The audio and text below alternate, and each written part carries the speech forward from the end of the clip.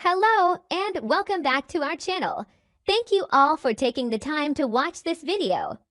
Everything I create is purely speculative and based on personal opinions and commentary. Spoilers for Beyond the Gates, airing on Wednesday, March 4th, focus on Ashley going all out to help Grayson once again. The Dupree family receives an unexpected visitor. And Keel has an update for Vanessa that will directly affect Nicole. The key points to remember are these. Ashley reaches out to Madison for help in supporting Grayson. Is Ashley getting too deeply involved? And could this lead to another argument between them? Keel shares an update with Vanessa that has implications for Nicole. The Dupree family receives a surprise visitor when Bill comes to them with yet another request. Ashley has never been the kind of person who can stand still when she feels someone is slipping toward the edge of a cliff they do not even realize is there. On the surface, that makes her look devoted, like a woman who reacts faster than she feels and moves before fear can turn into helplessness. But at a deeper level, that very habit is slowly becoming something far more dangerous, a need to control everything under the disguise of concern. Her decision to go to Madison and dig out information that could help Grayson is not simply an impulsive move. It is the result of too much anxiety building up for too long, of the feeling that if she does not act right now, something terrible will happen again. And this time she will not be able to endure the pain of standing by and watching. Ashley convinces herself that she is doing what has to be done, that Grayson is too overwhelmed, too distracted, too vulnerable to see the right path clearly. But in that very moment, a fragile boundary begins to disappear. When one person starts believing they know what is best for someone else better than that person does, help can very quickly become control, and love can begin to wear the face of power. What makes this situation dangerous is not only that Ashley is once again acting on her own without telling Grayson first, but that she is doing it while fully aware of how badly things fell apart the last time. When she secretly made a list of elder care facilities for Grayson's mother after her fall, it left behind a crack that never truly healed. At the time, Ashley may have believed she was stepping in to handle a crisis, easing a burden Grayson was too shaken to carry. But what Grayson saw was not devotion. What he saw was an intrusion into his right to make decisions, a sense that he had been overridden in the middle of his own family's story.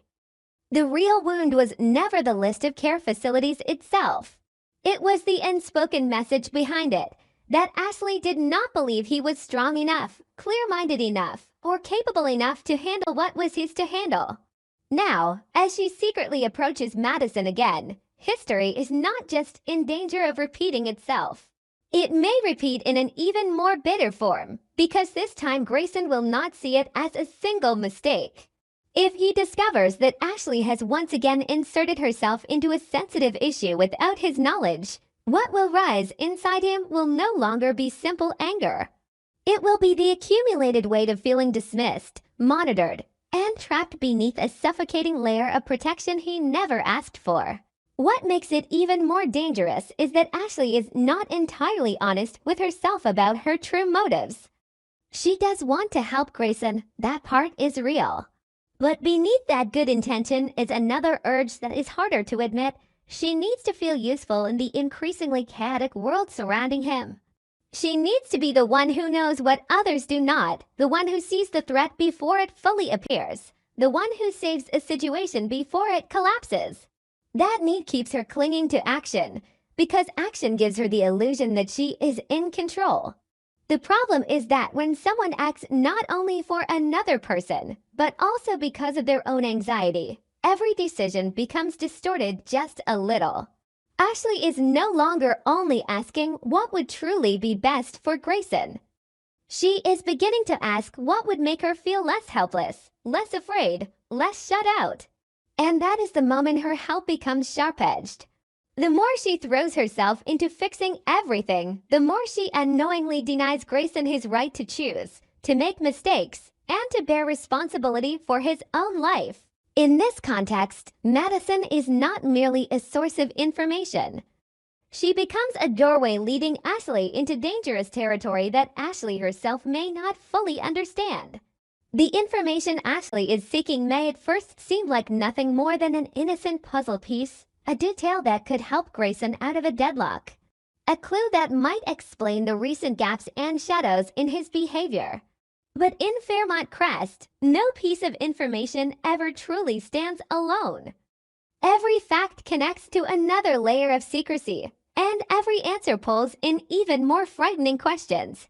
If Ashley digs too deep, she could easily uncover something Grayson is not ready to face, a buried family secret, a truth tied to someone close to him, or worse, evidence that what he has been trying to ignore is much more serious than she ever imagined. If that happens, Ashley will not merely make the situation more complicated. She could become the one who triggers the very collapse she believes she is trying to prevent. The most frightening part is that if Grayson finds out, he will not see the situation through the logic Ashley is clinging to. He will see it through the lens of an old wound. Every time Ashley acts behind his back, he will not see a solution. He will see betrayal disguised as concern. And this time, his reaction may be more explosive than before, not only because of what happened, but because it confirms his deepest fear, that Ashley does not truly believe in him. That she loves him in a way that always wants to correct him, protect him, manage him, as if he were a problem to be handled rather than a person to be respected. If anger erupts, it will bring more than just an argument. It will create a colder distance. Some wounds do not explode loudly. They quietly become withdrawal, silence, and the decision to stop sharing anything important at all. Once Grayson starts hiding the most important parts of his life from Ashley in order to protect himself, their relationship will enter a state even more dangerous than open conflict. Silent destruction. While Ashley throws herself into a secret that may spiral beyond her control, Keel stands at a different crossroads, where calm appearances are only masking impulsiveness fueled by wounded pride.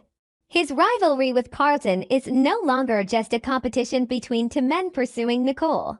It has become something more primal, the need to prove that he is not an outsider, not a temporary option, not someone who can be replaced simply because he arrived later or has not yet been fully understood.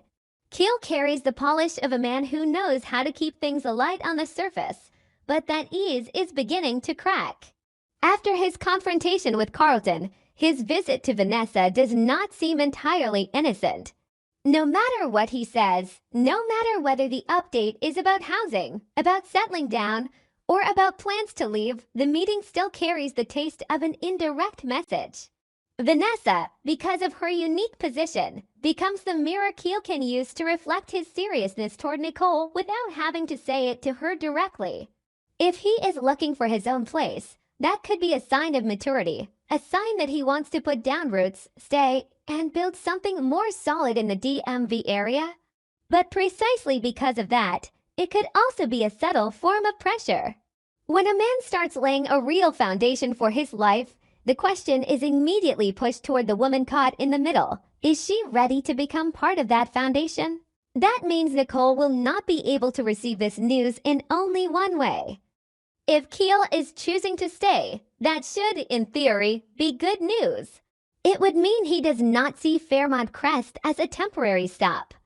It would show that he is serious enough not to walk away simply because the rivalry has become uncomfortable.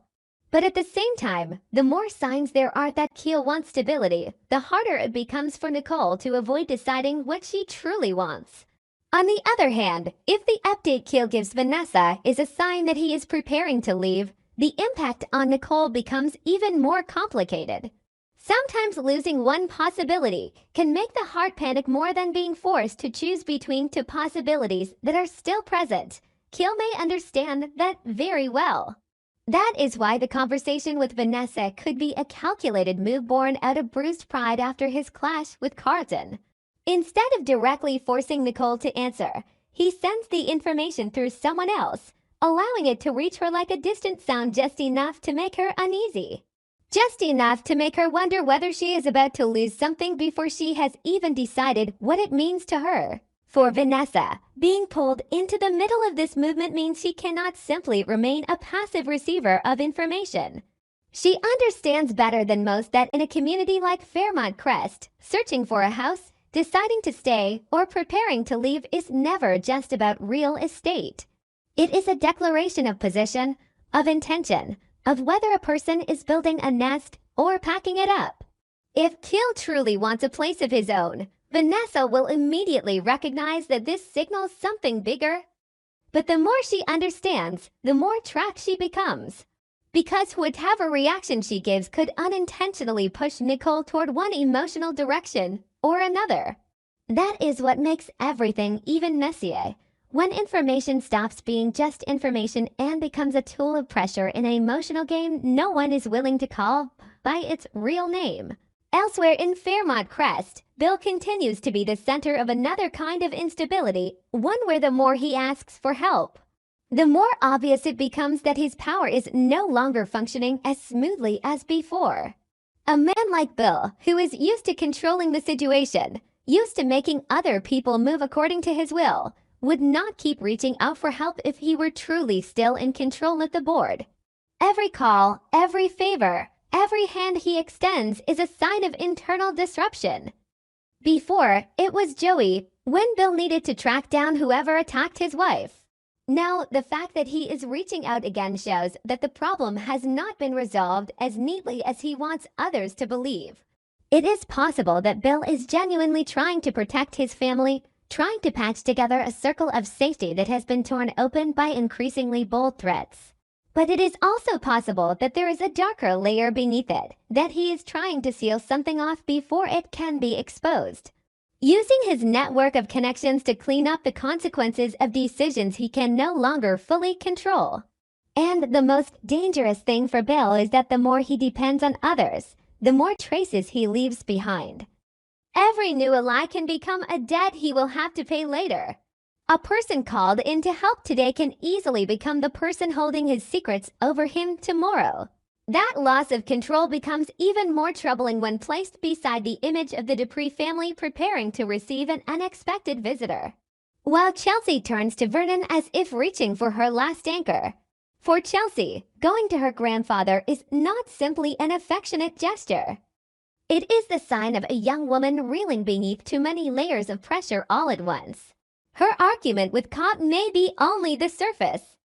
The real exhaustion lies in the deeper conflicts underneath. Those clashes with Cop may have touched something more painful, a wound where Chelsea no longer feels understood, respected, or even truly seen for everything she is trying to carry. When close relationships begin to trigger defensiveness instead of safety, people often return to their oldest points of stability. Vernon, then, is not just her grandfather. He is a symbol of the steadiness Chelsea is missing, the person she hopes can offer a voice calm enough to help her sort through the chaos. But this is also where another fear begins to open up. If what Chelsea is really bringing to Vernon is anxiety about her engagement to Madison, then this meeting is far more serious than it first appears. A woman only seeks advice when she begins to lose faith in her own judgment. If Chelsea has to go to Vernon to ask whether she is making the wrong choice, then deep down, her promise to Madison is no longer a place of certainty. She may still love Madison. She may still want to believe. But love and trust do not always move together, especially not when family pressure, a loved one's health struggles, unresolved tension with Cot, and the feeling that every decision right now could carry far greater consequences are all pressing in at once. In that state, Vernon could become the person who helps steady her, but he could also become the person who forces her to face a truth she does not want to accept. That she may have moved too far into a future her heart has never fully caught up with. Anita's condition, along with the shadow of inherited risk and the BRCA threat hanging over the family, only makes every choice Chelsea faces feel heavier. When death, illness, and the possibility of loss hover too close, people often want to hold tightly to something, anything, that makes them feel like they still have a future. But sometimes, it is in that very fear of losing everything that people make the wrong promises. Chelsea may be starting to wonder whether she truly wants to move forward with Madison, or whether she is simply clinging to the image of stability in order to fight back against the feeling that life has become too fragile. Vernon, as he suffers through watching Anita fight, understands better than anyone the price of lying to yourself just to survive fear. If he tells Chelsea the truth, his advice may not be gentle.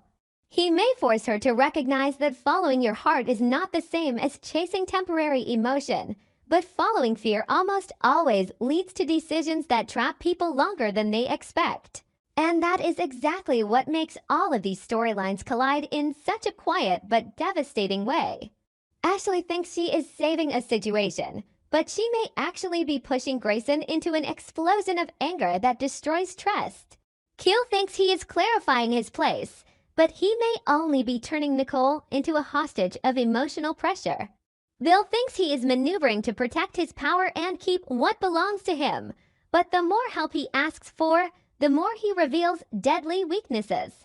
Chelsea thinks she is simply seeking advice, but she is actually standing on the edge of doubts she can no longer postpone until tomorrow. In Fairmont Crest, no one is ever acting for just one reason. Every decision is driven by a mixture of emotion, pride, fear, ambition, and the need to hold power over someone else's life. That is why every good intention can become distorted. Every logical choice can become a mistake simply because it is being pushed forward by an unhealed wound.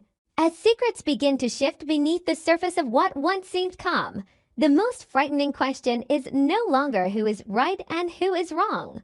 It is who will collapse before realizing they have already gone too far. Ashley may soon discover whatever Grayson has been hiding, but the cost could be that he closes the last door between them. Keel may succeed in forcing Nicole to react, but that reaction may not bring her closer to him. It may only make her realize she is being manipulated in another way. Bill may continue to scramble and survive one more time, but every narrow escape pushes him closer to the moment when no one loyal enough remains to save him. Chelsea may find an answer from Vernon, but that answer may force her to admit that what she fears most is not losing some future, but continuing to live inside a future that was never truly hers. And once those realizations begin to erupt all at once, Fairmont Crest will not simply witness a few temporary moments of tension. It will witness relationships stripped down to the bone where love, family, and loyalty all stand on the brink of becoming the sharpest weapons people can use to wound one another.